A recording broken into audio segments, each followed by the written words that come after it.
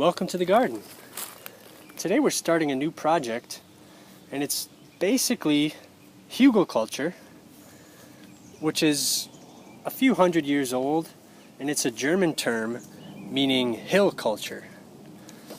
So you bury logs and mound them up with soil, and then as you plant on there, the logs break down, and they also retain moisture.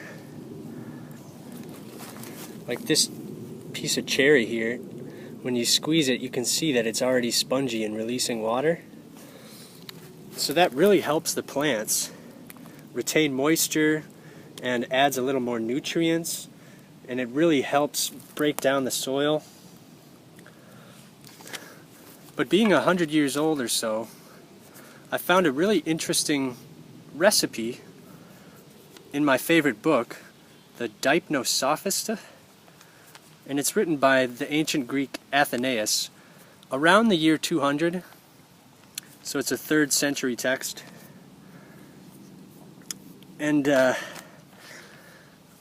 quote is from Nicander, another ancient Greek writer, and he says, "Bury a fig tree trunk deep in the ground, then cover it with dung and moisten it with water from an ever-flowing brook. Then there will grow at bottom harmless mushrooms. Select of them what is good for food and not deserving of contempt, and cut the root off." So he's not planting traditional plants, but he's actually growing mushrooms with Hugelkultur, basically. So we're going to try and replicate this with cherry, because I don't have any fig, but I've got a few pieces of cherry here, and this one I've been soaking all morning, and it's already kind of spongy, and it's soaked up some of that water.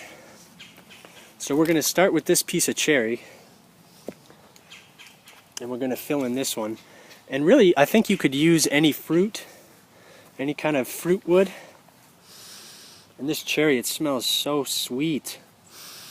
It smells beautiful like cherries.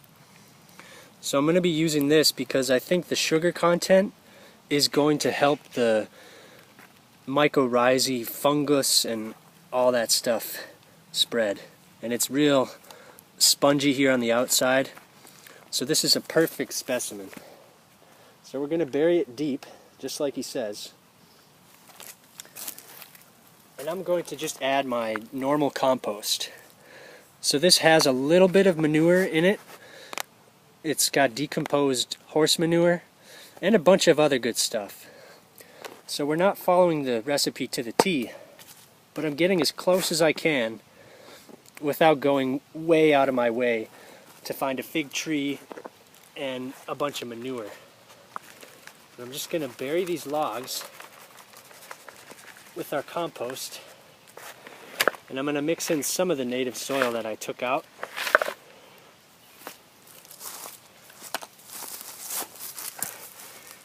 And we may get mushrooms next season. It's a little too late this year, but this will set up in the ground over winter, and I'm going to keep a close eye on it next spring, where we may get a really bumper crop of mushrooms here. And if not, I'll just plant some other sort of plant here to use up the nutrients.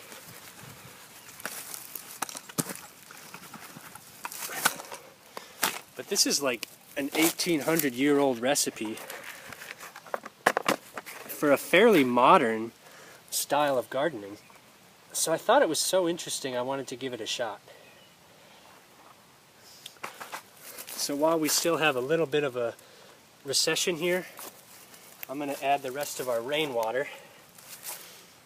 And rainwater is as close as I can get to an ever-flowing brook, because it's nice and pure.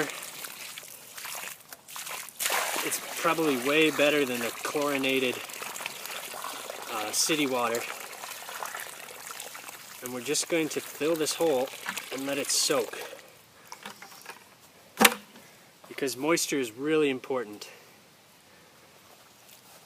So once this fills up, I'm just going to backfill with some soil and make it look nice. And the last thing we'll do is just stake this out so that we know where to look next spring. So I'm just going to stake the corners as an identifier here.